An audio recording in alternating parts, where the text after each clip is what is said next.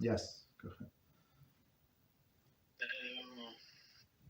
We have a question on the board, but it's not directly related to today's topic. It's about the topic of tzedakah, though. Okay, so yeah, go ahead. Any topic. Let's go. Go ahead.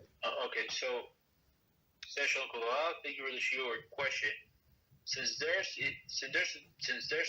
definition for being poor, meaning a person who can live for 1 year off his savings without working, is there a definition for being rich? So everybody in not in that category. Like it's not rich. We don't care about rich. Like there's nothing that there is no halacha that we would need to apply for a rich person, I guess. I mean, in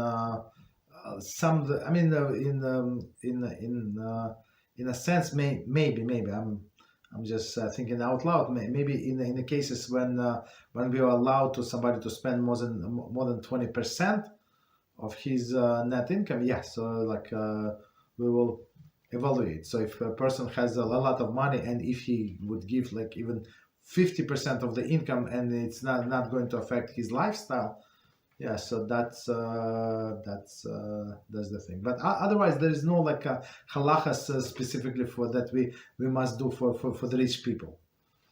You understand? So that's so we care more only about poor. That's like more practical for us.